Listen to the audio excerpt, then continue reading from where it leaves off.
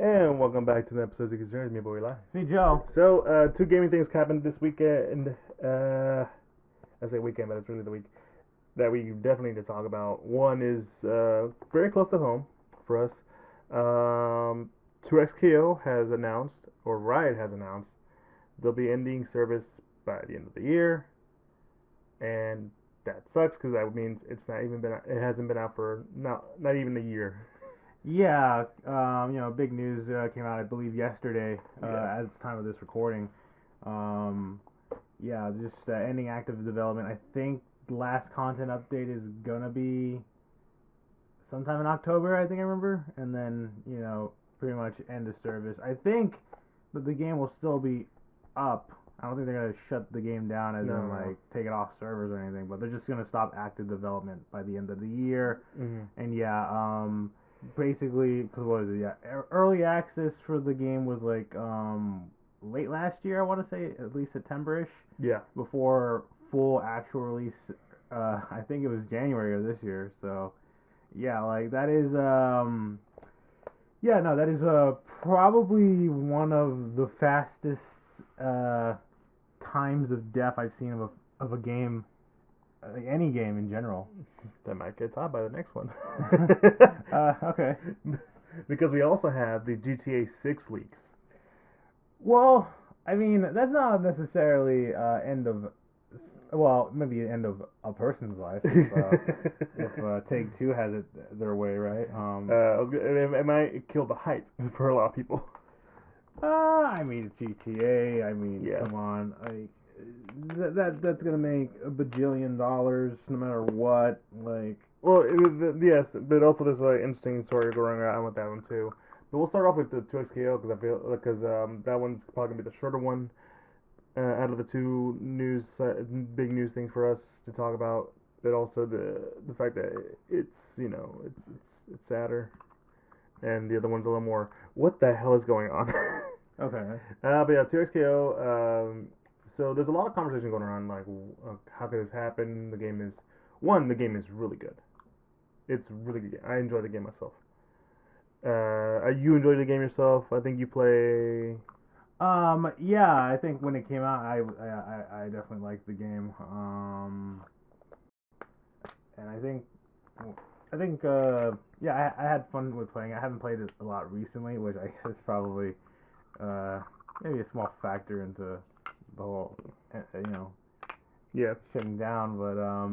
But yeah, no, I mean I liked it. I thought it was I think there was a solid game loop. I liked a fair amount of the mechanics. I thought some stuff was all right in terms of implementation. I mean, the rollback was pretty good. I thought the idea of you know, having it be a 2v2 fighter and you can play with another person online as well. I mean, eventually they were able to figure that out for local Oh yeah.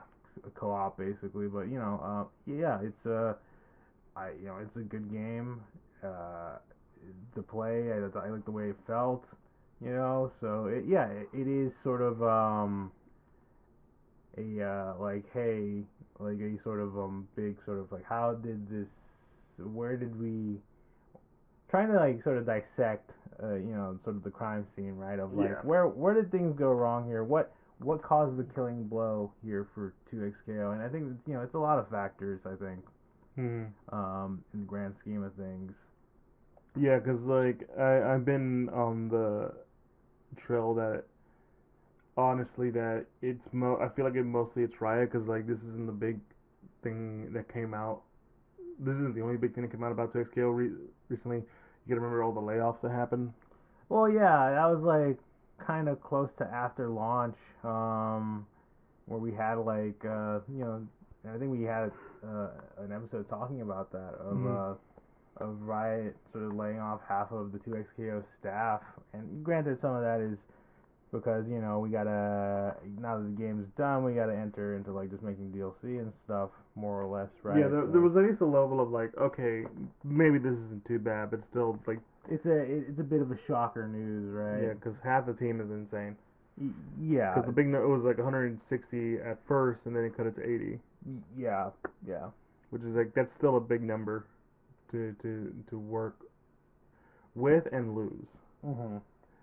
And now that we have the full, you know, story, it's kind of like, well, what happened? What is did and for a lot of people, myself included, feel that it's probably because Riot didn't or expected it to be as big as some of their other properties. Yeah, that I do think that I guess the idea of that Riot expected immediate numbers from this being a sort of a part of the league IP, right? You would expect a good amount of Yeah. people showing up to play the game. It's free to play, right? Very low bar of entry, I guess. Um, you know, sort of like how I'm guessing Riot sort of just looking at the numbers is very much of well, if this thing needs to hit a certain amount of numbers or player counts, then we consider that a success kind of thing. And ultimately, yeah, from their corporate eyes, didn't see that sort of stuff. And it's hard to say that like it might have been, hard not to say actually that Yeah. that Riot might have been a bit misguided with that thinking, just due to the fact of the fighting game genre in of itself, right? Like Mm. to expect this game to, I guess, do about as well, I guess, as like like a Street Fighter, right? In terms of population numbers, Yeah. right? Um, I guess would be kind of generous. But I guess part of that has to at least do with just the product itself, right? Like, Mm. um, just the idea of a league fighter should, in theory, have been able to make at least good headway on the online space, right? Yeah. That was the thing I remember. Cause I looked back at some old comments about 2XKO, but when it was called Project L, Yeah. people were just sort of like Riot backing a fighting game that should be gangbusters, right? Like we see what Riot has done with League of Legends and when Valorant came out, we've seen what they can do with competitive gaming and like the esports space, and these big tournaments and big prize pools, and I think that's what a lot of people were hoping for, with expecting to happen, and then you see this ultimate result of just like not even a year of this game being out, and it's like, yeah, we're done. Pull the plug. And it's funny because like we were when this came out, we were talking like how like what's the numbers, right? What's the number of players? What's the number of registries? Like what are we comparing things to, right? And like I've always felt like as cool as fighting games are, they're still probably the niche of the competitive gaming stuff, right? Like yeah, League has this huge number, but it's because it's League, right? That's in of its own, you know, like lane. Like you have your other like sort of League, like what would you consider League as a type of game? Well, it's a MOBA. It's a MOBA. You have other MOBAs like Dota 2. You have Smite. You have um, Heroes of the Storm. Heroes of the Storm, which is also Riot, isn't it? No. No, that is Blizzard. Blizzard. Blizzard's Okay. own, yeah. Yeah. For a bit, you had like one Pokemon game. I mean, it's still around. Funny enough. Is it? Oh, geez. Okay. Yeah, Unite. Oh, I think wow. it's called. Okay. Did not know that. But And more to Pokemon. I mean, fair. More to the point, they've had that locked down, right? So like they have that locked down. They have a huge, marketing for it. They have everything written for League. Same thing with Valorant. Same thing because Valorant, your main real competition is stuff like Call of Duty, CS:GO, and like other stuff, right? Yeah. And like these are games that are like have an appeal to a wide audience. Fighting games are cool to look at, but no one wants to really like put the time and effort, even if you make the controls like simple. It will, like it's. I'm not saying you shouldn't have like the simple inputs because I feel like those are great for people who have a hard time with motion inputs. Mhm. But it's also like the barrier to entry for something like a MOBA and something like a Valorant and other stuff that Riot has made is a lot simpler and easier to get into, and there's other aspects that you can like gravitate towards, right?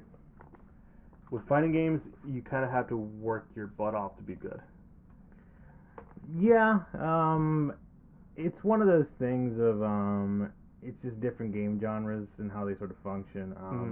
And you know, it's always been sort of a hot debate in terms of like the FCC community going like, how do we get like those numbers? Like, is it, you know, simplifying the inputs, which, you know, 2XKO did. There is no motion inputs, but ultimately, you know, you could argue that it's just as complex as like any other fighting game because the complexity of it being a tag fighter and knowing when to tag in and do your combos and stuff, and it's, you know, it's like fighting games have that inherent complexity of you see the cool stuff and you kind of want to do that, but then it's sort of like I don't want to call it rocket science because that seems a little too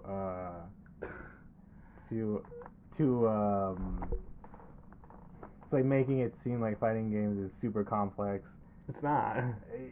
Yeah, at the end of the day, I feel like it really just more matters into people's like perception of things. And, you know, like I said, there's like a lot of people that have made content or like have had discussions about like the idea of like why is it hard for people to get into fighting games, and I think it's less of because I think people can play fighting games, but it's one of those like being able to take the next step and actually be good at them is one of those things that are different. Like, cause you can play a Call of Duty, your Battlefields, your shooter games, right? And like have fun with it. And the idea of getting good at it isn't necessarily that big of a jump, because once you get the core aspect of how to play an FPS, you kind of can already see the logical next step into playing in your ranked modes and stuff. With a fighting game, it's always been like, yeah, you have your moments when you're playing a fighting game at the start and you're sort of just mashing buttons, but eventually, you know, you kind of, if you want to get like quote unquote good, right, and like be able to do stuff, like it is sort of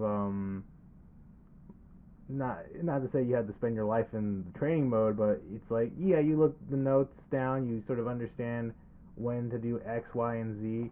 Yeah, but then you still get beat like people who just mash buttons, so it's sort of just like, I don't know, it's like one of those like bell curve things, you know, of like at the start it's like, oh yeah, this game is fun to play, and you try to learn, and it's like, this is ass, why is this, blah blah blah, and then at the end it's like, when you're good, it's like, oh, game's fun to play. Yeah.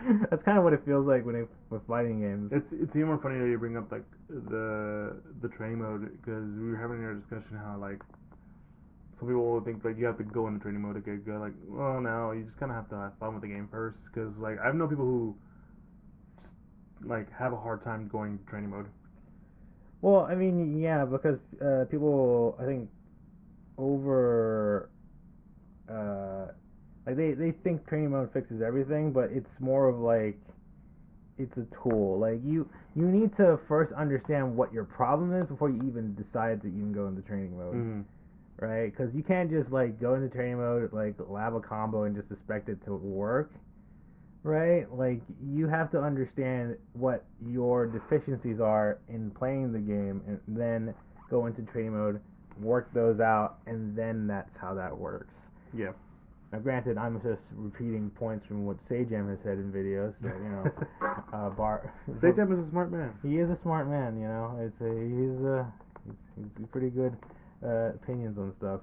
But yeah, no, I mean, when it comes to like 2XKO, I mean, there's a lot of factors ultimately, and I think we could go on for however long, because it's a hot debate, you know. A lot of people saying, I mean, Hungrybox came out saying that they should have stick to the Smash like that they were trying to make before they cancel it. But at the same time, it's like, would that have worked? I mean, Multiverses was popular. It's funny, and I didn't get to finish reading it Coney, who's also a big Big Smash guy, yeah. he was he commented on that too, Yeah. and he was like, I don't think that would have worked.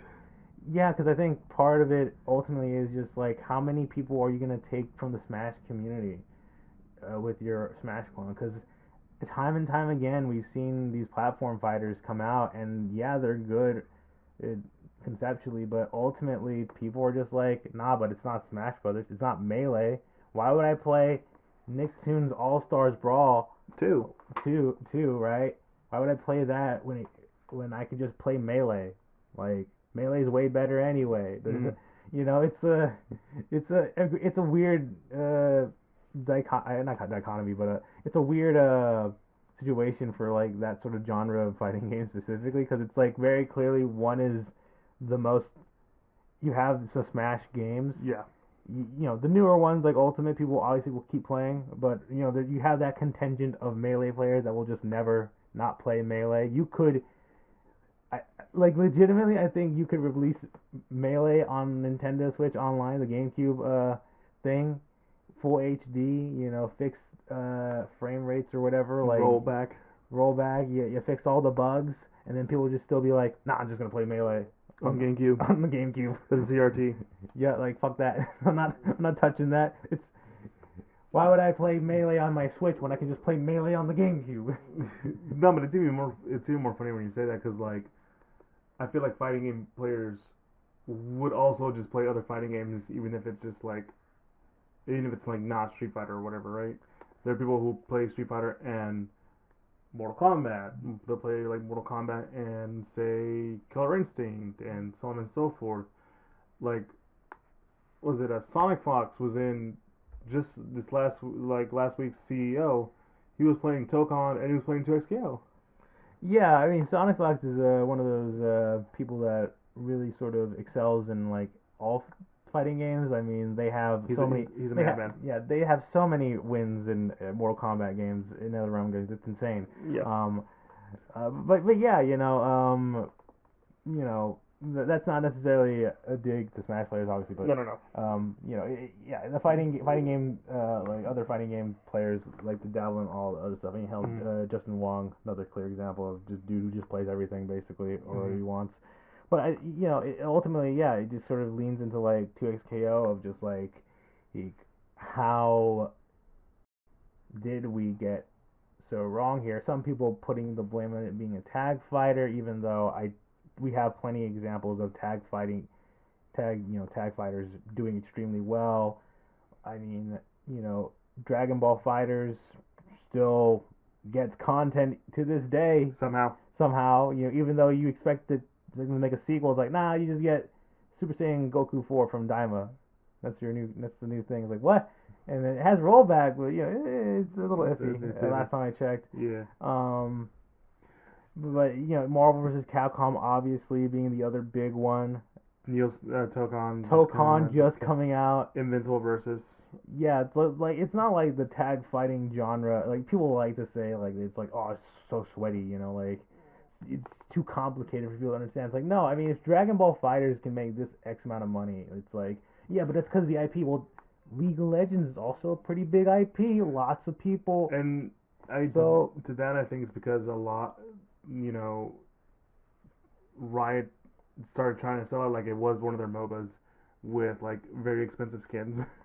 That, you know, not necessarily wrong there, because yes, it's free to play. I think that was something I remember being kind of weird about, because it's like unlocking characters wasn't terrible when I played, because whenever a new character came out, you could essentially just play the game, unlock some stuff in the battle pass, and you will get your character within like a week. Yeah. Which is nice. It's cool. It's how I got Akali, which I was one of the characters I was hoping for, you know, to come out, right? Now I won't ever get Garen in fucking 2XKO. I know people were like, oh, he's just a dude with the sword. It's like, I don't care. That's my guy. Where's Malphite? And that's probably another thing some people have been talking about, of just character roster choices, right? Of like, why is Set, who is literally just a blindfold martial artist character, literally written for a fighting game. Literally written for a fighting game, not in this game, but yet we have X amount of arcane characters here. And it's like, well, it's arcane, yeah, you know, you get it, right? Yeah. And you still got freaking Vi who fills that sort of brawler role anyway, and she's pretty cool. She's in my team. Yeah, yeah, yeah. I can see why. But yeah, it's character selection, especially for a game that's like has like at least over 100 characters last time I checked in League. Um, there's a lot of variety you could have taken. I freaking like Blitzcrank, even though I don't really play it much in League, just because it's like that is a cool concept of turning a character. Like that's like the most like character from a MOBA working well in a fighting game scenario. Oh, you love that good. Oh yeah, no. Listen. I don't usually play the grappler archetype in fighting games, but man, Blitzcrank is just one of those like, oh yeah, I love this. Yeah, you started quoting what's his name who won the who. That the famous Marvel clip or whatever. Yeah. It's like, thank God for the Sentinel, thank God for the machine. And funny enough, it's a reference in the game, which, because the announcer says like, thank God for the machine. I think. Yeah. I could be wrong. But yeah, no, it's one of the yeah. Ultimately, it's a very weird situation. There's gonna be a lot of dissecting of like what, like why did There's, they just there's not? already people talking about different aspects. And like I said, I'm personally on the boat that I think Riot just expected too much of a genre that is very like grassroots and very centered to be down to earth. Like there's people who like people fighting game get fans who are kind of a little questionable when it comes to the esports, just kind of how like big they are and not down to earth. And like it's a question with like Evo now being with like we're just being partnered with Sony and all these different companies. Yeah, there is that sense of over, I guess, corporatization, I guess, when it Yeah. comes to like the esports scene and stuff, all these teams and all, et cetera, right? That's a Like, different conversation. yeah, I think that's a different conversation, but ultimately, yeah, it's I think I think it's a combination of a lot of things.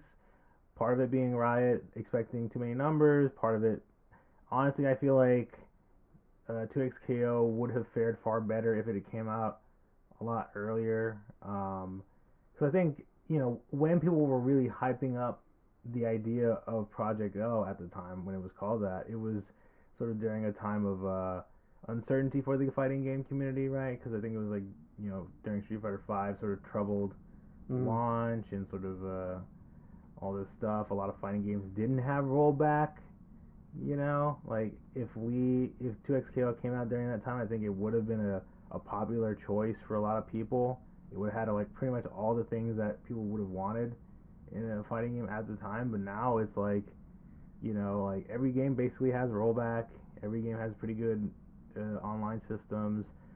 I think personally for me, I thought the idea of a fighting game that didn't really have a ton of single player content, that wasn't just fighting bots or whatever, kind of didn't, like, if you're making a game that was trying to capture a casual audience, especially with no motion inputs, not having like interesting single player content is, it's not going to keep you in there for long. Because Street Fighter 6, as much as I like playing the game, and uh you have that big world tour mode, like that's something for casuals to dine in, chew on, right? Like if you don't want to be playing ranked online against, I guess, sweaty people, you just play world tour, and that's fun. That's a whole other dynamic you could do. Like a lot of games would probably benefit from having stuff with like single player content. Like Grand Blue Fantasy has a story mode that's kind of like a beat 'em up, which is fun. If you don't want to just spend all your time just grinding out ranked and stuff. But it is kind of funny enough. I totally forgot they didn't have a single player content stuff. Yeah, it was just playing online against people, which is that's the hallmark of fighting games. And you could argue that like, yeah, well, League doesn't have that sort of stuff, Valorant doesn't have that sort of stuff, but it's like, yeah, you play bots or whatever, but ultimately with a fighting game, like not even having like a simple arcade mode seems a little weird. Yeah, right? that's true. Well, they have the ladder now. Yeah, they do. Yeah. Um, Gosh, I think that's about That's it. about it. We can say for 2XKO. 2XKO, yeah. I mean, I'm still gonna play the game. I'll show up at tourneys if they have it. I don't care if I go to. I'm just still gonna support the game. Yeah, I'm just hoping the last character, or at least one of the last characters that shows up, is Katarina, because I know she was in some of the early Project L stuff, and I think it would be annoying after all this time they just scrap it.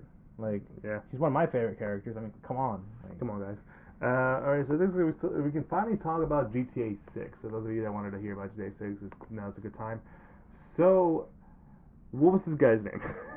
uh, I just know that has leek in it, like not Leek, but like the fruit or the vegetable leek. it was just Cyber Leak Yeah, is his name. cyber leek. So this is interesting. He might have. The speculation now is that he might have the full game. Even it's like an early version of the full game. Yeah, so obviously having the ability to, because I mean he's already, I guess, leaked some stuff from GTA 6. I haven't Yeah. seen anything. No, yeah, I've been 'Cause- purposely avoiding it. Well, I have not been purposely avoiding it. I guess it just never shows up on my feed. Yeah. That says much about my life, I guess. Yeah. But yeah, it is very interesting sort of situation of like probably the biggest game of the decade, right? GTA 6. A lot of controversy around it, not just because of this. Yeah. Coming out, and then you have a guy who has a leaked version of the game. I mean, I like a lot of games that are big tend to get leaks, but I guess nothing as public as this, right?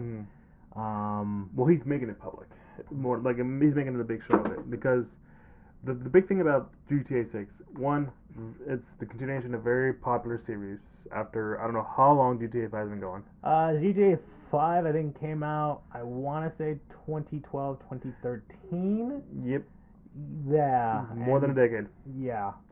So here comes GTA 6. Everyone's hyped for it. There's a bit of like little controversies here and there. Games have been legitimately trying to move out of the way of GTA 6 because they know nobody else is going to be playing their game. Exactly. So, but obviously the biggest thing that come out with it, and the reason why CyberLeak has been doing this, is because it stated that it will not release a physical copy.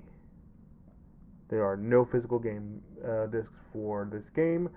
And a lot of people tie this to the situation with Sony about how they're going to drop physical games in 2028.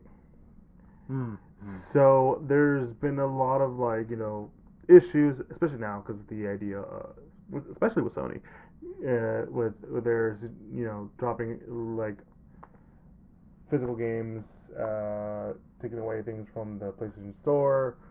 Do you really truly own the game, even if it's a digital?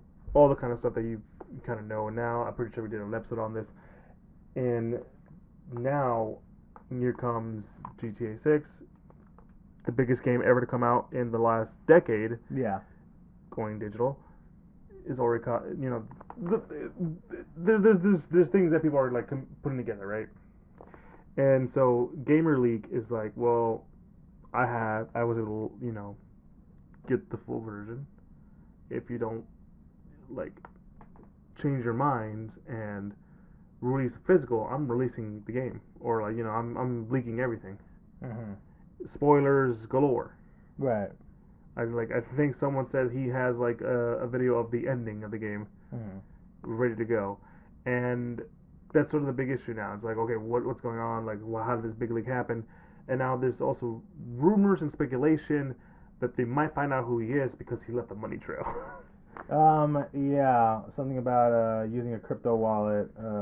Yeah, because I think that was something I've been trying to look it up, but he has had ties to crypto, in that I think he's if you pay him enough, he'll post stuff. So he's been kind of some people are wondering if he's been scamming people, kind of things. He's because of this. I'm not 100% sure. It's an ever evolving story. I'm not 100% sure on everything, so don't ever quote me. As I always say, don't ever quote me on this stuff. But it's kind of crazy how all this is going down in a span of a few days. Yeah, It's I mean, GTA 6, and because it has been pretty interesting too. Of like, I think they're gonna show gameplay footage on Netflix. That was also like a really weird choice. Yeah, that was it was super weird. I know some people try to justify it, but ultimately, I'm kind of just like, because it's like, yeah, I don't know. It's unless you're making it so I can play GTA 6 with my Netflix account while streaming, while watching, I don't know, like anime or whatever. And then sure, I guess that'd be cool. But I mean, there's no real reason why you need to do that. Or I guess if they want to do like some sort of dumb thing like a GTA series on Netflix, whether that be live action or animated or whatever. Which I mean, I don't know. I don't think anybody's clamoring for that. Yeah. But yeah, no, it's a very sort of funny situation going on. It just seems like a very comedic sort of like almost super villain level plot of trying to ransom off uh, Rockstar and Take Two Interactive for money so that way, and like, hey, make it physical, or I share everybody the leak or whatever. I find it funny how he is asking for that, and like you do know it will probably take a bit of time to get those physical copies out by the time before the game comes out. Yeah, because doesn't it come out in November? Am I? Something like that. It definitely comes out this year. It comes out this year. It's coming out soon. Yes. So, and if anything from like Avatar Legends, the fighting game, has taught me is that physical games take a while. Yeah, it's November 19th. Yeah, because Avatar Legends, the fighting game, is already out. But if you wanted a physical one, specifically for Xbox, you gotta wait a month. Mm. So I'm like, damn it, I want to play the game. Well, I'm already playing the game, but I want a physical one. Yeah. No, I agree. Like it will take time for that to happen if it needs to happen. But also at the same time, I do believe like there really is no reason. Winning. No, yeah, one, no winning, but two, there's really no reason why they couldn't have done physical anyway. Yeah. I mean, I think people forget that Red Dead 2 was 2 discs, right? Like, wasn't that just for Xbox? I think it was both. Really? Well, let me see. Go for it. Keep going. Yeah, but like if it's GTA 6, I feel like, we could still have 2 discs. Like I think if I recall correctly, with Red Dead 2, the 2 discs, the first disc was just the install disc, as in like it had a bunch of stuff, and then the second disc you used to play. So it would pretty much install the rest of the game, and then you just play it, if I recall correctly. Considering how much GTA 6 probably has working, and like how probably large the game will be, I don't see why we can't do that. I mean, were people really complaining about multiple discs back in the day? I know like LA Noir had like 3 discs on Xbox 360, but I mean, on PlayStation it was just 1 disc last time I checked. When it first came out. But I don't know. It's just it seems weird to me. Is all I'm saying. Yeah, for the PS4 it did have 2 discs. Yeah. Because it was a PS4 game. Yeah. The PS4, Xbox One. Yeah. So that's insane. Yeah. Especially for that era. Yeah, that was I remember when we bought Red Dead, I was like, wow, 2 discs. That's the first time I've seen that in like in ages. Like the last time I was like, it was probably 360. Yeah, the 360. You said LA Noir, but I was also thinking of Halo 4. Yeah, I thought the second disc was for multiplayer. I thought. Yeah, but you put both. Yeah, I know. And then you can just use one. Yeah. Yeah. But my main point being is that I don't see a reason why we couldn't have done the same thing. Knowing people and understanding the lines that have been connected, I guess, of this is just the gaming industry attempting to push digital media as the forefront of games at this point. Yeah. So the end of physical as we know it, right? Yeah. I mean, it's kind of crazy that we're gonna be arguing about this for the next few months to years.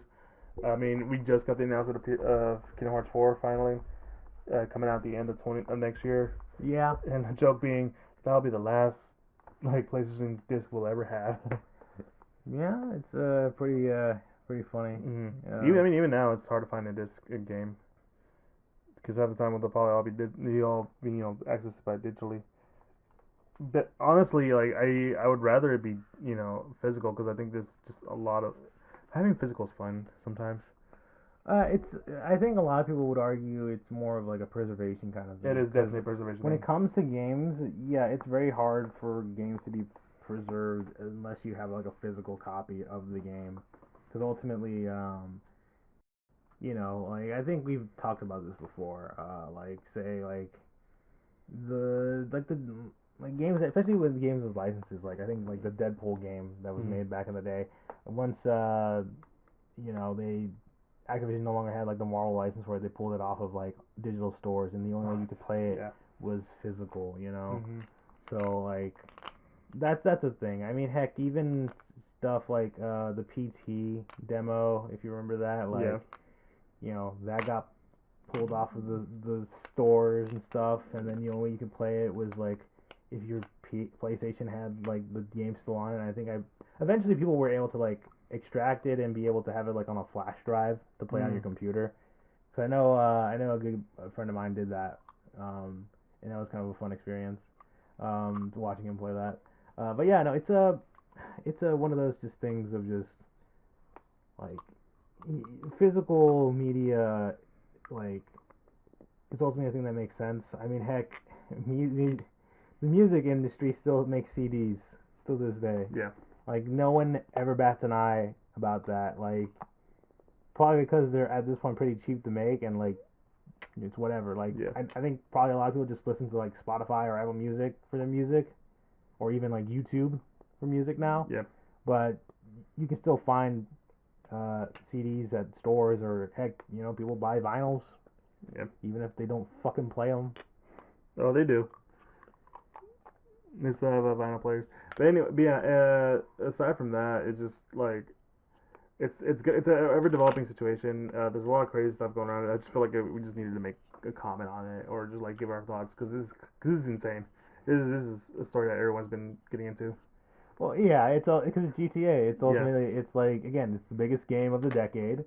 You know, Mm-hmm. I don't think that's hyperbole. Like name me another game that is going to be this hyped up for in the next like 5 years. I guess the next Elder Scrolls, maybe. When will that come out? I don't know when Exactly. Todd wheels it. Damn it. Yeah. But I think that's a good place to end the episode. Hopefully we'll come back and maybe talk about GTA. I don't think so, but if anything happens, we'll probably will. But yeah, no. If you guys enjoyed what you heard, be sure to follow us on all social media: Instagram, Facebook, and Twitter. And we're active on all this podcast stuff like Apple Podcasts, Google Podcasts, Spotify, Pandora, and all the like. And we have a link tree to the YouTube channel, and there you can like, comment, subscribe, hit the bell icon. You get to see the face of the voice you hear, and a Patreon for support. But anyway, that's just for tier scale. So it's gonna have support from me. And yeah, it's been me, your boy Eli. See Joe. You guys have a good one. Peace.